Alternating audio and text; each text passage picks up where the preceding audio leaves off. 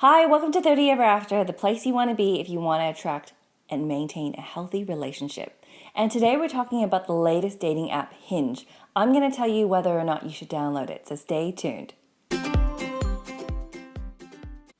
All right, so Hinge. This came about when a reader of mine emailed to tell me that she met this amazing guy, and it was through an app named Hinge. Never heard of it, never tried it, didn't have friends who used it until now.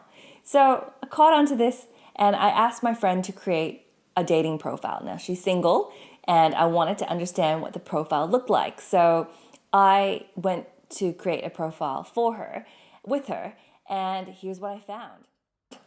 So Hinge, they position themselves as the dating app for dating.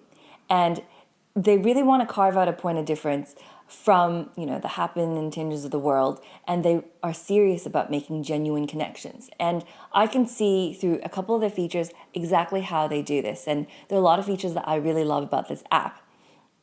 And I've recommended to all my clients who are dating now. So what I loved about it is, let's get started from the beginning. So you have all the filters you need to create your standard profile. So your age, your height, whether or not you're looking for women and men, but then it goes a little bit deeper. They ask you about your religious beliefs, how often you drink, whether you're a smoker, whether or not you do drugs, yes, no, recreationally, and whether or not you want children. So already this has more depth than your standard dating app where you get a little bit more info. So in that case, it's like a hybrid between your dating app, your standard dating app, and something like eHarmony where you have to write paragraphs and paragraphs.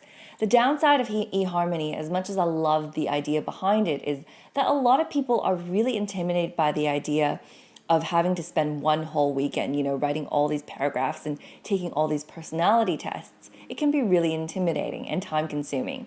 The thing about Hinge is that if you don't know what to write, there are these really fantastic writing prompts that give you ideas, and they're hilarious. Actually, I'm gonna show you. I've got the screenshots on my phone, which I'll leave in this video. So, for example, I'll fall for you if ...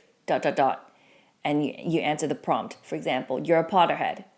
Would you say this is underrated or overrated? The Queer Eye remake.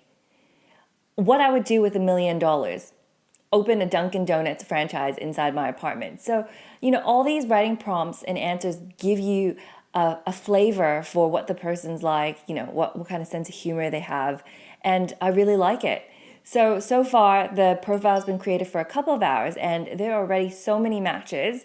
So what I also like about this app is it's really difficult to create a fake profile because they encourage you to connect your online dating profile to your Facebook and Instagram feed. But also, you need to have 6 images before your profile is complete. So in order for you to like and match with other people, you have to have 6 photos.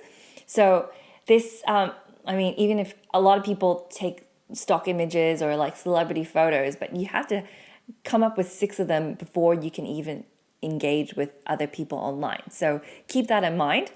So it's been a couple of hours and we've already had a couple of matches. With guys, it's really hilarious. So this guy says, we'll get along if you like pineapple and pizza, but if you don't, it's more for me, right? So, you get to know the profession, where they're from, height, birthday, where they're from, the background, whether they have kids or not, whether they're open to kids, how often they drink, how often they do drugs, if any. And it's really good. They match with people who are like-minded. So again, another dating prompt that you see on this profile here, his name is Brad, is rank these 3 shows. Seinfeld, Game of Thrones, and Entourage. So it's really good for people who have difficulty deciding what to say as an opening line. Once people get matches, the most common complaint I get from singles is, I get all these matches, but it doesn't go anywhere. There are no conversations. So, these dating prompts, these writing prompts really give you a lot of ideas. So here's what happens when you get a match. If someone likes you, then you'll get a notification on your phone and you can open up the app, open up the profile, read what what's there. And if you like them as well, you can match with them. And after you match with them, you can start the conversation. You can just reply. And from there, it's just like any other texting conversation. But I like about Hinge is that there's so many of these creative writing prompts that it gives you a good idea of how to start a conversation with the person. And it gives you a lot of chances to discuss what's in their profile. So it's a way to create a colorful profile without putting in all the effort that you would for something like eHarmony. I love it so far. It's only been a couple of hours, so I might just do a follow-up to see, what happens out of this dating app. The setback I've got from other people is that there aren't a lot of users on this app right now. And to be honest, I really think it's because not a lot of people know about it. So if you are single, a guy or girl, give it a go. I think, the more quality people we can attract to this app, the better the app will be. So leave me a comment if you've used Hinge. I'd love to know what you think about it. And if you want me to review any other dating apps, I'd be happy to. Just leave a comment and let me know. Thanks for watching. Bye.